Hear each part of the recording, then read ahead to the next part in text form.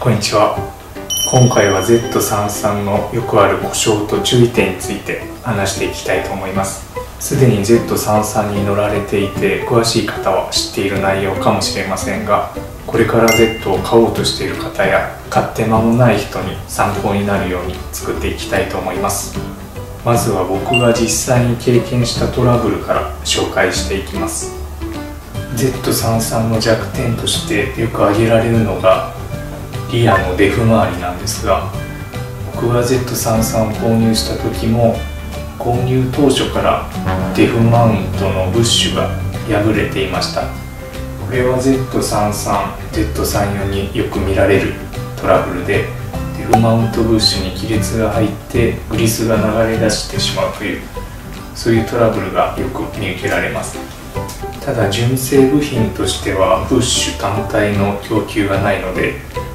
ブッシュとリアメンバーごと交換が必要になるんですが、僕はホワイトラインというメーカーのブッシュと特殊工具を購入して自分で交換をしました。交換後はトラブルもなく順調に動いてます。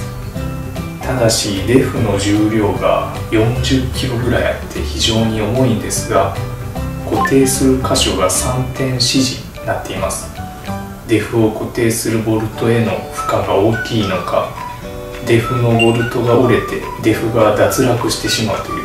そういうトラブルもあるそうです。ただし4点止めに変更するアフターパーツもありますので対策はできると思います。またサーキット走行になるとデフの油温が厳しいとか、あと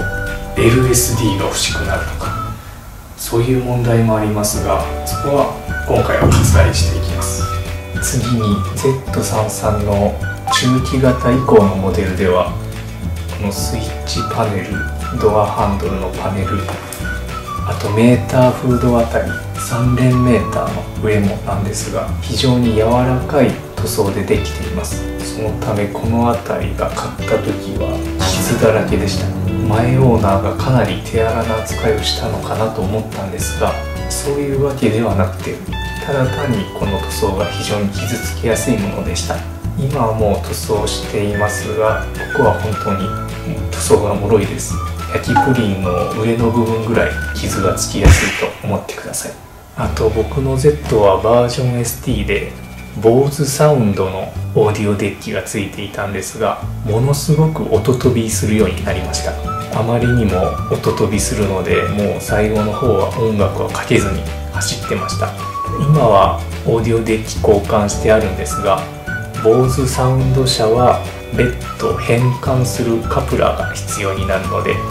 注意が必要です。あとこれは故障ではないんですが、僕の Z は純正オプションナビもついてました。ただ DVD を読み込むタイプのナビですごい古いです。なのでナビを使って走ってても新しい道とかは全然表示されないんですね。だからナビを見て走って迷ったことがあります僕が Z を買ってから経験したトラブルというのはそれほど多くはないです。ここからはよく故障をすると言われている箇所について話していきます。 Z33 はドアを開けるとサイドのガラスが少し下がります。でドアを閉めるとガラスが上がるようになっています。そのせいなのか、上げたり下げたりするパワーウィンドウのモーターが故障しやすいみたいです。頻繁にモーターが作動するのでどうしても故障しやすいのだと思います。次にこのアウターハンドルが壊れてしまうという例もよくあるそうです。この中の部品が壊れてしまってドアが開かなくなってしまいます。この部品の強度がそもそも足りてないんじゃないかと思うんですが、僕はできるだけ壊さないようにドアを開けたらこのまま開けるんじゃなくて、このドアの内側を持って開けるようにしています。 Z のドアは非常に重いので、ここにあまり力はかけない方がいいかもしれません。なおここが壊れても内側からは開きます。次はリアハッチのダンパーです。 Z のリアハッチはかなり重量もあることもあって、ここのダンパーがダメになってしまって勝手にハッチが下がってきてしまうという症状が起こりがちです。特に冬場はダンパーの圧力が低くなって下がりやすい傾向にあります。ダンパーのロッドはきれいに保っておくと長持ちするかもしれません。またへたった場合でも強化ダンパーが売っていますので、へたったら交換すれば大丈夫です。ちなみに僕はここのボルトがとても錆びやすかったので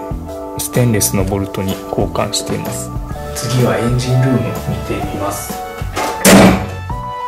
エンジン関係でよくあるトラブルというのはラジエーターファンモーターの故障です。水温が高くなると作動する扇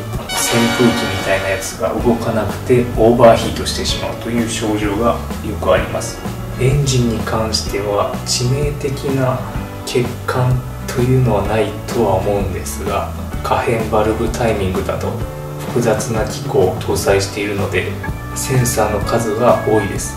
そのセンサーが一つでもおかしくなると異常として現れるので、壊れにくいエンジンとも言いにくいかと思いますが、すぐ壊れるようなエンジンではないと信じています。ここに見えるファンベルトに亀裂が入っている場合は交換した方がいいです。発電機やパワーステのベルトなので切れるとバッテリー上がったりパワーステが効かなくなったりします。あとマニュアル車の場合なんですが Z33 はクラッチ関係に少し弱点を抱えているような気がします。クラッチを作動しているボルトが折れたり、マスターシリンダーの不具合でクラッチペダルの動きがおかしくなったり、あと後期型はクラッチのレリーズシリンダーの不具合でクラッチペダルが戻ってこなくなったり、そういった不具合もあるそうです。僕の Z は幸いそういったことは起きてないです。 AT 車については詳しくないので、どなたか不具合があれば教えていただけると幸いです。あとよくある不具合として ABS の誤作動もよく言われています。前後のタイヤサイズの外形を大きく変化させると ABS の不具合の問題が起きやすくなるようです。 ABS の不具合の症状は YouTube のベストモータリングで Z33 でつくばサーキットとかあの辺を攻めてる時に実際に症状が起こっている動画もありますので、そういった動画を見ると非常に分かりやすいと思います。ここからは非常に細かい話になるんですが、 Z はここに給油口のボタンがあります。これを押すと給油口の蓋が開くんですが、この給油口ボタンを押し込みすぎるとボタンが向こうに突き抜けるらしいです。優しく押してください。であとサイドブレーキがいまいち効きが弱いです。投車比 1.5 倍ぐらいの力で引かないと、例えばショッピングモールの立体駐車場の上り坂で止まる時とかかなりガツッと引かないと後ろに下がります。そういう時マニュアルはちょっと大変です。あと Z のドアは大きくて重いので、運転する人はドアの開け閉めは慣れているから特に問題ないと思うんですが、初めて友達とか助手席に乗せた時にドアを開けすぎてしまったりして、例えば隣に何かあった時にドアをぶつけてしまうかもしれないので、初めて乗せた人とかとドライブに行った時はできるだけ助手席側を広めに開けた方がいいかもしれません。風が強い日とか、あと傾斜になっているところでドアを開けるときはドアを開けすぎてぶつけないように注意してください。まだまだ他にも症状はあると思うんですが、僕が知ってるのはこれぐらいです。できれば故障なく乗り続けていきたいですね。ご視聴ありがとうございました。